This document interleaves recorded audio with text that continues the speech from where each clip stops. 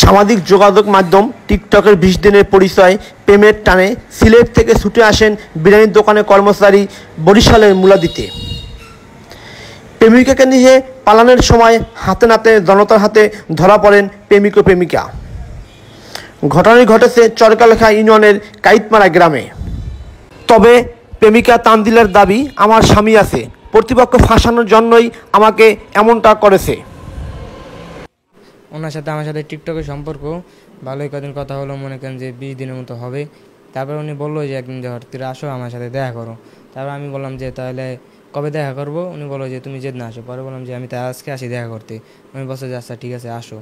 আমি মনে করেন যে সিলেট থেকে আসছি দেখা করতে, 3টা বাজে যে আসছি, আসে ওনারা ফোন দিই, উনি মনে করেন যে ফোন ধরে কি ধরে না, যে খালি ব্যস্ততা দেখায় যে আমি একটু পর আসতেছি এমন করে মনে করেন যে সন্ধ্যা বাজায় দিছে, মনে করেন 6টার দিক দিয়ে হবে এরকমই, যেগুলো আন্ধার হলো গাড়ি যে উনি এই জায়গায় আসলো।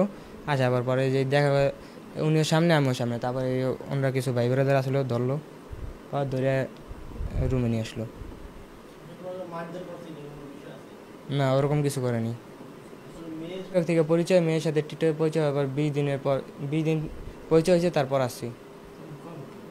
আমি বীরেন্দ্র দোকানে চাকরি করি বীরেন্দ্র দোকানে। না আমি যাই না, আমি আমার খালাগো বাসায় যেতে লাগছিলাম।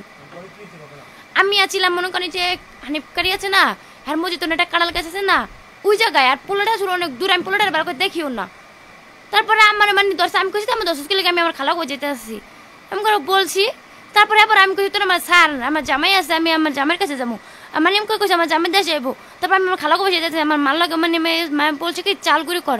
আমি চাল করতে পারবো না, আমার শরীর ভালো না, আমার জ্বর আনছে, মানে একটু ঠান্ডা এর লেগে আমি করি নাই। তারপরে মায়ে আবার চার্জারের লেগে ইয়া করছি, চার্জারে কয় কি চার্জার কিনে দিব না মনে করছি। আবার মা লাগে আমি রাগ করছি, রাগ করার পর আছে না আমি মনে করেন নিয়ে।